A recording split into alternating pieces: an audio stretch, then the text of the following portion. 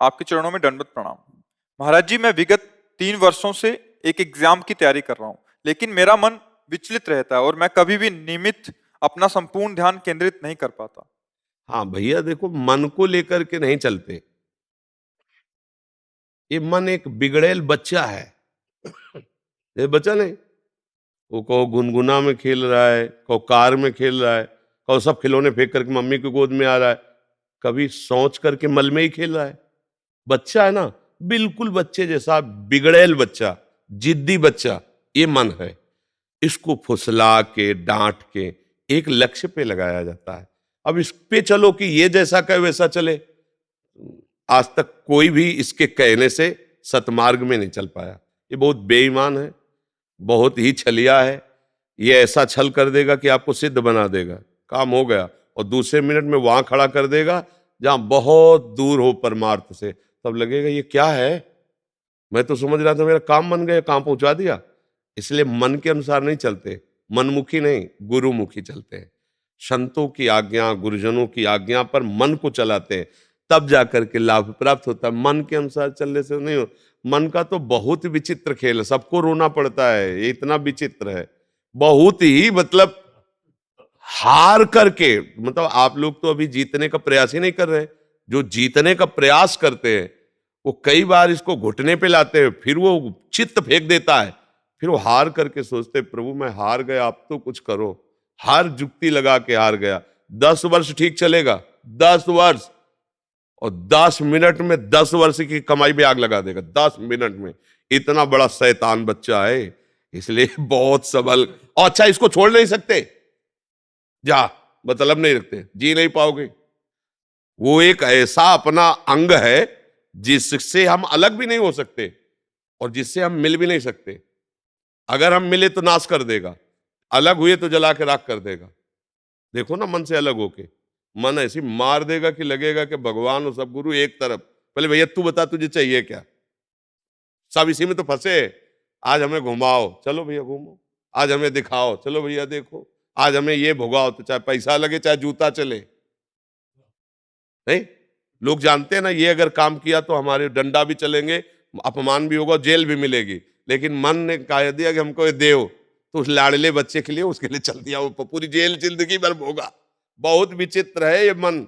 इसलिए इसको संभालने के लिए मन को गुरु, किसी भी संत को, किसी भी शास्त्र को एक अपना गुरु मान लो और उसके अनुसार चलो तो ठीक हो जाएगा। और नाम जप के बिना मन को रोकने की ताकत नहीं पा सकता कोई। ये असली बात समझ लो। नाम जप ही तुम्हें वो बल देगा जिससे तुम मन को देख सकते हो, मन को डांट सकते हो, मन को रोक सकते हो। अगर भजन नहीं है तो इतना बड़ा शैतान है, मतलब इसकी तो व्याख्या नहीं की जा सकती। बहुत गंदी बात है ये मन को अपना मान लेना। इसको सुधारने के लिए इससे ऐसे रहना पड़ेगा जैसे चतुर दुश्मन पर घर में रहता है, निकाल सकते नहीं, व्यवहार बना सकते नहीं, अब कैसे जियोगे। ये कला आती है संतों से, युक्ति से मुक्ति, कि इसको निकाल सकते नहीं, तो तुम्हारी सामर्थ्य नहीं, और इससे सपोर्ट किया तुम्हारे जाओगे। अब बोलो क्या करो, ऐसे ही सब फंसे, सपोर्टे में तो फंसे। जितने अस्पताल भरे, जितनी जेलें भरी है, मन के सपोर्ट में ही भरी है। अस्पताल रोग हुए तो मन का सपोर्ट किया, पाप बना, आप कर्म भोगना पड़ रहा है।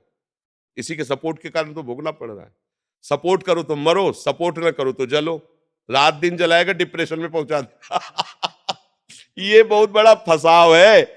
गुरु की कृपा से जिसने मन पर लगाम लगा दी, जीत गया, जीत गया। बस ये बात है, इसको जीतना पड़ेगा भैया। नहीं, ये कहीं एक जगह नहीं लगता। राम में लगाओ, कृष्ण में लगाओ, हरि में लगाओ, काम में लगाओ।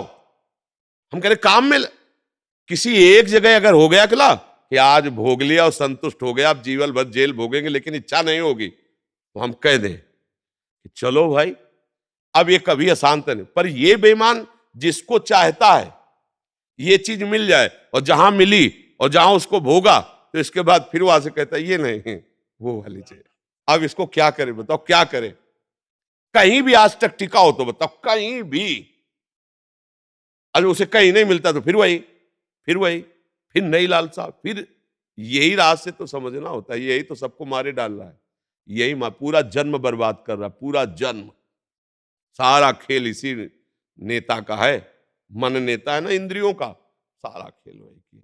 तभी कहा गया मन मार्या तन बस में कि ना हुआ भरम सब दूर, बाहर से कछ दिखत लाए अंदर चमके नूर। आपो त्याग जगत में बैठे नहीं किसी से काम, उनमें तो कछ अंतर ना संत कहो चाहे राम। कसौटी कस के जीवन को भगवान में समर्पित करना भैया, त्राहिमाम वही रक्षा करे तब होता है, ले तो धज्जियां उड़ा देता है मन। ऐसे थोड़ी, जो सच्चाई से चलने वाले साधु महात्मा है वो साधकों को क्यों प्यार करते, इसी से कहते भैया तुम्हें प्यार करने वाला इस सृष्टि में कोई नहीं मिलेगा, एक गुरु कृपा ही तुम्हें संभाल सकती है, आगे बढ़ो। कोई नहीं, कोई सपोर्टर नहीं है, कोई सपोर्टर नहीं, कोई शब्द कह दिया, कोई नहीं। जहां देखो साधक के सामने कोई अपनी प्रभुता बता रहा, कोई अपना ज्ञान बघार रहा, कोई उसकी सुन रहा है क्या कि उसकी दशा क्या है, उसका इस दशा से कैसे निवारण हो, वो केवल भगवान जानते हैं। और अपनी किसी से दशा कहना भी चाहे तो इधर की उधर, उधर की उधर, वो रास्ता नहीं मिलता, वो केवल ऐसे मिलता है, हे नाथ आप इस, तब वो मार्ग दे देते हैं, तब वो युक्ति दे देते हैं कि मन को कैसे पटकना है। और जहां युक्ति मिली निहाल हो गया, आप आओ गुरु मेहरबान, चेला पहलवान आओ टांग पे चढ़ा के दुबिया पछाड़ मारा, छा चित्त मन गिरा, अब वो आनंद में मगन। अब हम नहीं जानते दांव पेच, तो जहां चाहे तब आप पछाड़ के गिरा देता है। इसलिए नाम जप करो और धर्म से चलो और भगवान का सहारा ले लो, वो जिता देंगे। वो मूर्ख से वेद पढ़वा दे, मूर्ख जो ककारा नहीं बोलना चाहता वो वेद पढ़ ले, भगवान की सामर्थ उनकी। मुकम करोति वाचालम पंगुम लंघयते गिरिम, लंगड़े से पहाड़ पनवा दे। यत कृपातम हम बंदे परमानंद माधव, भगवान का आश्रय और नाम जप ये सब ठीक कर देगा, कोई कहीं भी हो। नहीं तो मन देखो प्रवचन करने से नहीं शांत होगा, प्रवचन सुनने से नहीं शांत होगा, दान पुण्य से नहीं शांत होगा। बहुत चतुर है, मंदिर में दर्शन करते हुए गलत सोच लेगा, भगवान को फूल चढ़ाते हुए वही गलत सोच। ये छोटा मोटा थोड़ी है मन, ये भगवान को भी गलत साबित कर सकता है,